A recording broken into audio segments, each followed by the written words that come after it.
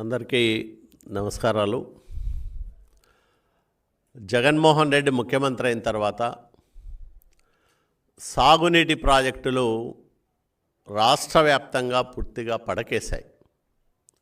అత్యంత ప్రాధాన్యం గల అంశంగా చేయాల్సిన సాగునీటి రంగం పూర్తిగా చతికిలబడిపోయింది.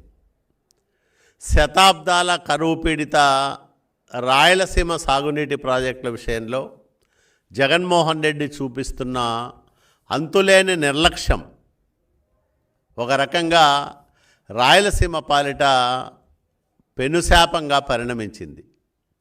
రాయలసీమ ప్రాజెక్టులకు మేము మా 5 సంవత్సరాల కాలంలో 12,000 కోట్ల రూపాయలు ఖర్చు చేస్తే జగన్మోహన్ రెడ్డి కేవలం 2,011 కోట్ల రూపాయలు మాత్రమే ఖర్చు చేశాడు. 12,441 కోట్లు ఎక్కడ? జగన్మోహన్ రెడ్డి చేసిన 2,000 కోట్లు ఎక్కడ? ఒక్కసారి ఆలోచన చేయమని ప్రజానీకానికి మేము విజ్ఞప్తి చేస్తూ ఉన్నాం. తెలుగుదేశం పాలనా కాలంలో చంద్రబాబు నాయుడు గారే రాయలసీమ ప్రాజెక్టులు, ముఖ్యంగా అనంతపురం జిల్లా ప్రాజెక్టుల పనులను పరిగెత్తించడానికి 5 ఏళ్ల కాలంలో 35 సార్లు పర్యటనలు చేసి కాలువల వెంబడి క్షేత్రస్థాయిలో పరిశీలన చేసి అక్కడికక్కడే సమీక్షలు చేసి కాంట్రాక్టర్లను, ఇంజనీర్లను ఒకచోట సమావేశపరిచి ఎక్కడ ఏ ఇబ్బంది వల్ల ఈ పనులు ఆగిపోయినాయో తెలుసుకొని వాటిని సరిదిద్దే ప్రయత్నం చేశాడు. అట్లాగే దాదాపు 43 సార్లు అప్పటి ఇరిగేషన్ శాఖ మంత్రిగా ఉన్న దేవినేని ఉమామహేశ్వరరావు రాయలసీమ ప్రాజెక్టులపైన పర్యటనలు చేశాడు, సమీక్షలు చేశాడు. అధికారులందరినీ తీసుకెళ్ళి ప్రాజెక్టుల దగ్గర పనులను స్వయంగా పర్యవేక్షించి పనులను చురుగ్గా సాగేలా చర్యలు తీసుకున్నాడు. నేను అడుగుతా ఉన్న జగన్మోహన్ రెడ్డి, నేను రాయలసీమ బిడ్డ అని చెప్తా ఉంటావు. ఎన్నిసార్లు నువ్వు రాయలసీమ ప్రాజెక్టులను సందర్శించావు? ఎన్నిసార్లు రాయలసీమ ప్రాజెక్టులపైన సమీక్షలు చేశావు? లేదా నీ మంత్రి అనిల్ కుమార్ యాదవ్ కానీ, ఇప్పుడున్న అంబటి రాంబాబు కానీ ఎన్నిసార్లు రాయలసీమ ప్రాజెక్టులను సందర్శించారు, పనులను స్వయంగా పర్యవేక్షించారు, అధికారులతో సమీక్షలు చేశారో చెప్పమని మేము డిమాండ్ చేస్తూ ఉన్నాం. ఒట్టి మాటలు, మోసపు హామీలు, రాయలసీమ భావోద్వేగాలను రెచ్చగొట్టి తండ్రి కొడుకులు రాయలసీమ భవిష్యత్తుతో ఆటలాడుకున్నారు తప్ప రాయలసీమ ప్రయోజనాలను కాపాడడంలో జగన్మోహన్ రెడ్డి ఘోరంగా వైఫల్యం చెందాడని తెలుగుదేశం పార్టీగా మేము ప్రకటిస్తూ ఉన్నాం. నేను ఒకటే అడుగుతా ఉన్నా, రాయలసీమ శాశ్వత దుర్భిక్ష నివారణ కార్యక్రమం కింద 23 ప్రాజెక్టులు చేపడతాం. 33,862 కోట్ల రూపాయలు ఖర్చు అవుతుంది ఆ ప్రాజెక్టులకు. ఇవన్నీ పూర్తయితే రాయలసీమ సస్యశ్యామలమవుతుందని ఆర్భాటపు ప్రకటనలు చేశావే జగన్ రెడ్డి. ఈ 23 ప్రాజెక్టులపైన శ్వేతపత్రం విడుదల చేసే దమ్ము ధైర్యం ఉందా నీకని నేను అడుగుతా ఉన్నా. రాయలసీమ దుర్భిక్ష నివారణ పథకం కింద నీ 4 సంవత్సరాల 9 నెలల కాలంలో ఎంత మేరకు పని జరిగింది, ఎన్ని కోట్లు ఖర్చు పెట్టావు, ఎన్ని ప్రాజెక్టులు పూర్తి చేశావు, ఎన్ని ప్రాజెక్టులు త్వరలోనే పూర్తి అయ్యేదానికి వెసులుబాటు ఉందో శ్వేతపత్రం ప్రకటించే ధైర్యం ఉందా అని నేను అడుగుతా ఉన్నా. రాయలసీమ భవిష్యత్తును సర్వనాశనం చేసిన వ్యక్తి జగన్మోహన్ రెడ్డి. ఆ రోజు ఎన్టీ రామారావు గారి ఆలోచనల ఫలితంగా నేను రాయలసీమ దత్తపుత్రుడని చెప్పుకున్న నందమూరి తారక రామారావు గారు రాయలసీమ నుంచి కరువును శాశ్వతంగా పారదోలాలని ఒక గొప్ప ఆలోచన చేశాడు. దాని ఫలితంగానే హంద్రీనివా, గాలేరు నగరి, సుజల స్రవంతి పథకాలు రూపుదిద్దుకున్నాయి. ప్రతిపాదనలు సిద్ధమయ్యాయి. మరి హంద్రీనీవా గాలేరు నగరి పరిస్థితి ఈరోజు ఏందో చెప్పమని అడుగుతా ఉన్నాం. ఒక్క హంద్రీనీవా ప్రాజెక్టుకే టీడీపీ హయాంలో 4,188 కోట్లు ఖర్చు పెడితే ఇతను వచ్చి చేసిన ఖర్చు 515 కోట్లు. అంటే కర్నూలు, అనంతపురం, కడపలో కొంత భాగం, చిత్తూరు జిల్లాలకు తాగునీరు సాగునీరు ఇచ్చే హంద్రీనీవా పైన శ్రద్ధ లేనప్పుడు, అనంతపురం జిల్లా మనమన్ని హంద్రీనీవాలో 3,000 క్యూసెక్కులు కూడా పారడం లేదు. నేను 2 దశల్లో 10,000 క్యూసెక్కుల సామర్థ్యానికి పెంచుతానని, మొదటి దశ కింద 6,000 క్యూసెక్కుల సామర్థ్యంతో కాలువను విస్తరిస్తానని, దానికి ప్రత్యామ్నాయంగా మరో సమాంతర కాలువ నిర్మించి మొత్తం 10,000 క్యూసెక్కుల సామర్థ్యానికి హంద్రీనీవాను పెంచుతానన్నావే, ఎక్కడికి పోయింది నీ హామీ? ఎక్కడ పెంచావు నువ్వు? 2000 నువ్వు అధికారంలోకి వచ్చిన 2020లో ఒక జీవో ఇచ్చావు. 6,300 కోట్లు ఖర్చు పెడతానన్నావు. ఇంతవరకు టెండర్లే విలువలే. అప్పటికే చంద్రబాబు నాయుడు గారు దాదాపు 3,600 క్యూసెక్కుల సామర్థ్యానికి విస్తరించాలని 1,050 కోట్ల రూపాయలు మంజూరు చేసి దాంట్లో 288 కోట్ల రూపాయలు ఖర్చు చేశాం.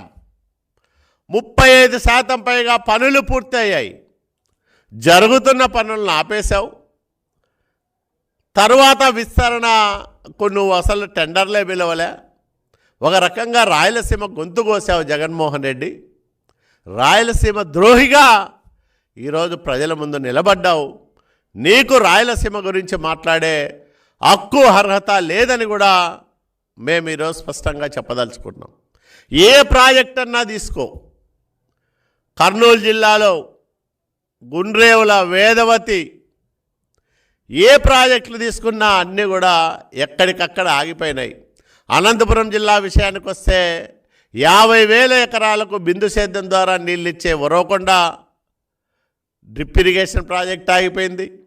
కళ్యాణదుర్గం, రాయదుర్గం నియోజకవర్గాలకు సాగునీళ్ళు ఇచ్చే జీడిపల్లి భైరవాంతిప్ప ప్రాజెక్టు 968 కోట్ల రూపాయల ప్రాజెక్టు ఆగిపోయింది. అట్లాగే 800 కోట్ల రూపాయలతో చేపట్టిన జీడిపల్లి పేరూరు ప్రాజెక్టు కూడా ఆగిపోయింది. మడగసిర బ్రాంచ్ కెనాలు పనులు ఆపేశావు. ఎక్కడికక్కడ తెలుగుదేశం పాలనలో ఆగిపోయిన పనులు ఒక్క అడుగు కూడా ముందుకు పడకపోతే రాయలసీమ ఎట్లా బతుకుతుంది? అనంతపురం జిల్లాకు ఎట్లా న్యాయం జరుగుతుందో సమాధానం చెప్పమని మేము అడుగుతూ ఉన్నాం. ఈరోజు ఒక దొంగ సాక్షి ఒకటి ఉంది. తప్పుడు రాతలు రాయిస్తూ ఉన్నారు. చాలా స్పష్టంగా ఈ మధ్య ఈనాడులో రాయలసీమ ప్రాజెక్టుల పైన వివరంగా కథనాలు వచ్చాయి. నిఖార్సైన నిజాలను ప్రచురించారు. మరి దానికి ఈరోజు సాక్షి పేపర్లో తప్పుడు వివరణలు ఇచ్చుకుంటా ఉన్నావు. ఎక్కడ పంట కాలువలు దవ్వావు? ఎక్కడ డిస్ట్రిబ్యూటర్లను నిర్మించావు? ఎన్ని ఎకరాలకు నీళ్ళు ఇచ్చావు రాయలసీమలో? జగన్మోహన్ రెడ్డి నువ్వు 4 సంవత్సరాల 9 నెలల కాలంలో సమాధానం చెప్పమని మేము అడుగుతూ ఉన్నాం. ఒక పేపర్ ఉందని కోట్ల రూపాయల ప్రజాధనాన్ని ప్రకటన రూపంలో దానికి ఇస్తూ, దాన్ని పోషిస్తూ ప్రజాధనంతో తప్పుడు వార్తలను, తప్పుడు విషయాల్ని ప్రజల్లోకి తీసుకెళ్ళడానికి నీకు ప్రజల అధికారం ఇచ్చారా అని నేను అడుగుతా ఉన్నా. అంటే పదే పదే తప్పుడు సమాచారాన్ని ప్రజల వద్దకు చేరవేయడం, ప్రతిపక్షాలపైన దుమ్మెత్తిపోయడం, ప్రభుత్వం చేయకపోయినా చేసినట్లు ఆర్భాటాలు చెప్పుకోవడం, అసత్యాలు వల్లెవేయడం, ఇదే ఈ దొంగ సాక్షి పని తప్ప మరొకటి కాదు. రాయలసీమ సాగునీటి ప్రాజెక్టుల విషయంలో సాక్షి ప్రచురించిన కథనం పూర్తిగా అవాస్తవం, అన్యాయం. ఈరోజు నేను ఒకటే అడుగుతా ఉన్నా, నంద్యాలలో దశరథ రామరెడ్డిని ఎందుకు అరెస్ట్ చేయించావు? సాగునీటి ప్రాజెక్టుల కోసం పోరాడుతున్నాడనా? అతను తెలుగుదేశం పార్టీ కాదు. కానీ ఎక్కడో ఒక చోట ఎవరో ఒకరు రాయలసీమ సమస్యలపైన, రాయలసీమ హక్కులపైన, రాయలసీమ సాగునీటి విషయాలపైన మాట్లాడుతున్నారు. మమ్మల్ని కూడా ప్రశ్నించాడు అతను. కానీ ఆ రోజు మేము సమాధానం చెప్పాం. ఈరోజు నీ దగ్గర చెప్పడానికి సమాధానం లేక దశరథ రామరెడ్డిని నంద్యాలలో అరెస్టు చేయించావు, జైలు పంపించావు. ఇది రాయలసీమ సాగునీటి ఉద్యమకారులపైన నీకున్న ద్వేషభావం. జగన్మోహన్ రెడ్డి మరోసారి దాన్ని చాటుకున్నావు. రాయలసీమ మేధావులారా, కళ్ళు తెరవండి, వాస్తవాలు గ్రహించండి. జగన్మోహన్ రెడ్డి దుర్మార్గాల్ని, మోసాల్ని, నయవంచన్ని ప్రజల్లోకి తీసుకుపోవడానికి సమాయత్తంగా అమ్మని నేను రాయలసీమ మేధావులను కూడా కోరుతా ఉన్నా. ఈ సందర్భంగా తప్పుడు కథనాలతో, అసత్యాలతో ఎంతకాలం జీవిస్తావు, ఎంతకాలం బతుకుతావు, ఎంతకాలం ప్రభుత్వంలో ఉంటావు? జగన్మోహన్ రెడ్డి, నీ పని అయిపోయింది. నీ పార్టీని సమాధి కట్టడానికి, నిన్ను ఈ రాష్ట్రం నుంచి తరిమి కొట్టడానికి ప్రజలందరూ, ముఖ్యంగా రాయలసీమ వాసులందరూ కూడా సంసిద్ధులై ఉన్నారు, సమాయత్తమై ఉన్నారు. ఎప్పుడు ఎన్నికలు పెట్టినా తెలుగుదేశం పార్టీకి అఖండమైన మెజార్టీతో అన్ని స్థానాలు కట్టబెట్టడానికి, చంద్రబాబు నాయుడు గారిని మళ్ళా ఈ రాష్ట్రానికి ముఖ్యమంత్రిగా చేసుకొని రాయలసీమ భవిష్యత్తును ఉజ్వలంగా తీర్చిదిద్దుకోవడానికి ప్రజలందరూ కూడా సంసిద్ధులై ఉన్నారని ఈ సందర్భంగా నేను జగన్మోహన్ రెడ్డిని హెచ్చరిస్తూ, అరెస్టుల ద్వారానో, దుర్మార్గాల ద్వారానో, లేదా ప్రభుత్వాన్ని బలవంతంగా ప్రయోగించడం ద్వారానో ఉద్యమాల్ని అణచలేవు. రాయలసీమ హక్కులను కాపాడలేని జగన్మోహన్ రెడ్డి ముఖ్యమంత్రి పదవిలో ఉండడానికి అర్హుడు కాదని కూడా తెలుగుదేశం పార్టీగా మేము ప్రకటిస్తూ ఉన్నాం. Thank you.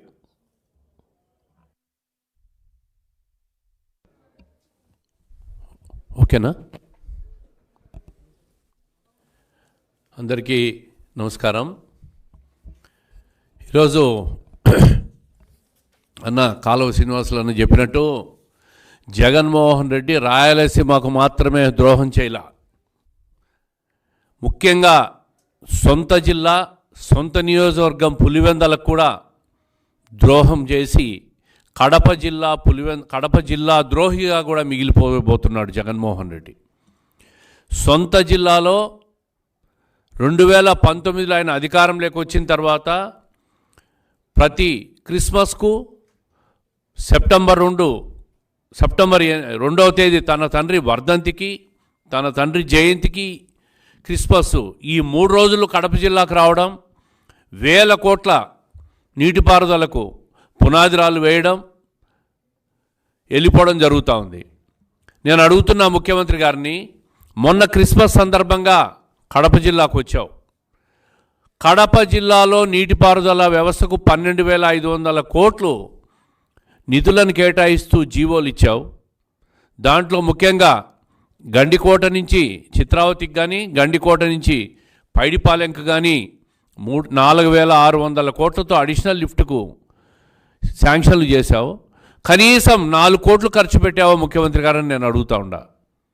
ఇదే విధంగా గాలేరు నగర్ నుంచి హంద్రీనివాకు లిఫ్ట్ ఇరిగేషన్ చేసి కొత్త ప్రతిపాదనలన్నీ తీసుకొని వచ్చావు.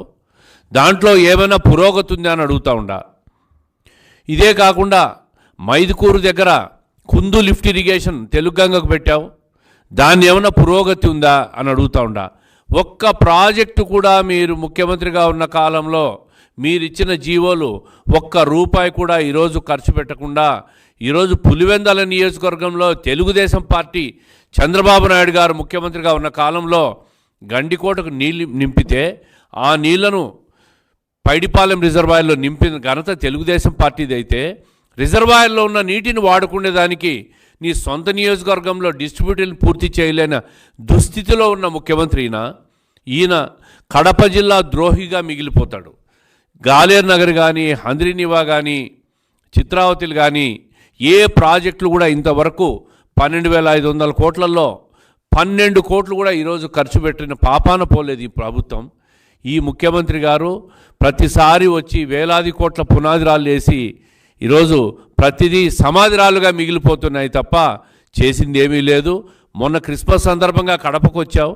ఆ రోజు కూడా మేము అడిగాం, కడప నగరంలో ప్రజలకు నరకం చూపించిపోయిన ఉన్న ఒక్కరోజు ట్రాఫిక్ ఆంక్షలు, పేషెంట్లు హాస్పిటల్ పోతూ ఉంటే కూడా హాస్పిటల్ పోలేక పోలీసులు ఆంక్షలు పెట్టి కిలోమీటర్లు నడిచిపోయిన పరిస్థితులు మేము చూసాం. పరదాల చాటున సొంత జిల్లాలో తిరుగుతున్న పరిస్థితి. ప్రజలకు సమాధానం చెప్పలేకపోతున్నావు. ఈ రాష్ట్రంలో ఏ వ్యవస్థ కూడా నీ ప్రభుత్వంలో నీ పరిపాలనలో సుఖంగా లేరు, సంతోషంగా లేరనే విషయాన్ని ముఖ్యమంత్రి గారు గమనించాలా? ఈరోజు సొంత చెల్లెలు, మీ సొంత సోదరి కాంగ్రెస్ పార్టీలోకి వెళ్ళిపోతూ ఉంటే నిలుపుకోలేకపోతున్నావంటే, సొంత చెల్లెల్ని ఇంట్లో నుంచి తరిమిన మనిషివి. రాష్ట్రంలో ఉన్న మహిళలకు నువ్వేం గౌరవం ఇస్తావు? ప్రజలకు ఏం నమ్మకం ఇస్తావు? ఏ విధమైన భరోసా ఇస్తావని చెప్పి నేను అడుగుతా ఉండా. ఏ రోజు ఎన్నికలు జరిగినా చంద్రబాబు నాయుడు గారి నాయకత్వంలో తెలుగుదేశం జనసేన ఉమ్మడి పొత్తు రాష్ట్రంలో ఒక అఖండ సునామీ సృష్టించబోతా ఉంది. నీ పార్టీలో ఉన్న ఎమ్మెల్యేలను నువ్వు ట్రాన్స్ఫర్లు చేస్తున్నావు, బీఆర్ఎస్లు ఇస్తున్నావు, డెప్యుటేషన్లు ఇస్తున్నావు, పక్క రాష్ట్రాల నుంచి అప్పు తెచ్చుకుంటున్నావు, కొత్త ప్రయోగాలని చేస్తున్నావు. ఏ ప్రయోగాలు చేసినా, ఎవరిని ఇక్కడ తీసి అక్కడ మార్చినా, ఎవరిని ఇంటికి పంపించినా కూడా ఏమీ ప్రయోజనం ఉండదు. ఎందుకంటే ముఖ్యమంత్రి గారు నీ మీదే తీవ్ర వ్యతిరేకత ఉంది, నీ ప్రభుత్వం మీదే తీవ్ర వ్యతిరేకత ఉంది. ఈరోజు నీ పరిపాలన పట్ల ప్రజల్లో అసంతృప్తి, అసహనం, ఒక ఆందోళన, రాష్ట్ర భవిష్యత్తును నాశనం చేశావు, అప్పుల పాలు చేశావు, అరాచకం చేశావని చెప్పి నీ మీదనే వ్యతిరేకత ఉన్నప్పుడు నువ్వు ఏ అభ్యర్థులు మార్చినా, ఏ అభ్యర్థులను ట్రాన్స్ఫర్ చేసినా వాళ్ళేం ప్రభుత్వ ఉద్యోగస్తులు కాదు. ఈ జిల్లా నుంచి ఇంకో జిల్లాకు మార్చేదానికి ప్రజలు సిద్ధంగా లేరు, ఇవన్నీ ఒప్పుకునేదానికి. ఈరోజు రాష్ట్ర పరిపాలన పూర్తిగా నాశనం అయిపోయింది. దాన్ని గాడిలో పెట్టేదానికి ఒక్క చంద్రబాబు నాయుడు గారే సమర్థులు తప్ప ఇంక ఎవరితో చేత కాదు. అందుకే ఈరోజు తెలుగుదేశం ప్రభుత్వాన్ని అధికారంలో తీసుకొచ్చేదానికి రాయలసీమ మేధావులు అన్న చెప్పినట్లు రాయలసీమ మేధావులే కాదు, ముఖ్యంగా కడప జిల్లా ప్రజలు ఆలోచించాలి. ఈరోజు అయ్యా, నీ తండ్రిని చూసి నీకు ఒక అవకాశం ఇచ్చాం, నీకు అవకాశం ఇస్తే కడప జిల్లాను కూడా సర్వనాశనం చేశావు నువ్వు. కడప జిల్లానే కాదు, పులివెందాలను కూడా రోడ్లలో సోకులు చేయడం తప్ప నిజమైన అభివృద్ధి జరగలే. నీ కడప జిల్లాలో నీటిపారుదల వ్యవస్థ నాశనం అయిపోయింది, అభివృద్ధి లేదు, రోడ్ల వ్యవస్థ నాశనం అయిపోయింది. సంక్షేమం మాటున 150 మందిని కోతేసావు, కండిషన్లు పెట్టి. పేద ప్రజలు కూడా ఈరోజు మేము ఇండ్లిల్లు తిరుగుతూ ఉంటే ఉమ్ముతున్నారు, నరకం చూపిస్తున్నాడు ఈ ముఖ్యమంత్రి. ఎప్పుడెప్పుడు ఓట్లు వస్తాయి నాయన అని చెప్పి అడుగుతూ ఉన్నారు.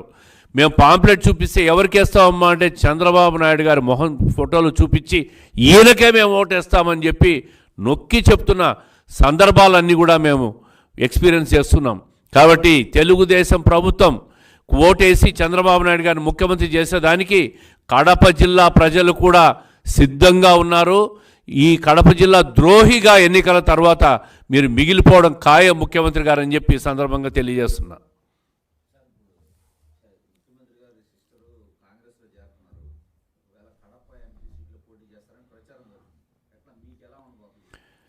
ఎవరన్నా కడప ఎంపీగా పోటీ చేయొచ్చు, ఆయన చెల్లెలు చేయొచ్చు, ఆయనే చేయొచ్చు. ఏది ఏమైనా కడప జిల్లా ఎంపీగా నేను పోటీకి సిద్ధంగా ఉండా.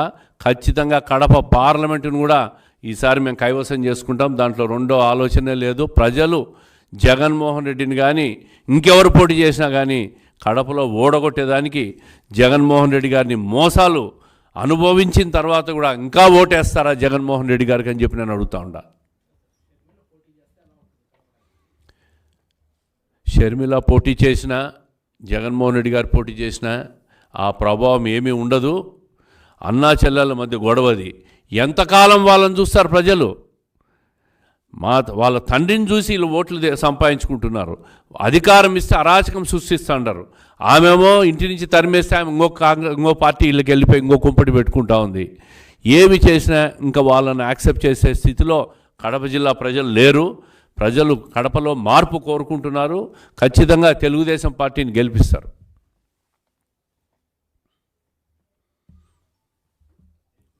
Thank you. దానికి నేను భయం పట్టుకునేది జగన్మోహన్ రెడ్డి గారికి. ఎన్నికలు ఎప్పుడు జరిగినా ఓడిపోతామని భయం పట్టుకొని ఓడిపోయిన కేసీఆర్ గారిని పరామర్శకు పోతున్నాడు.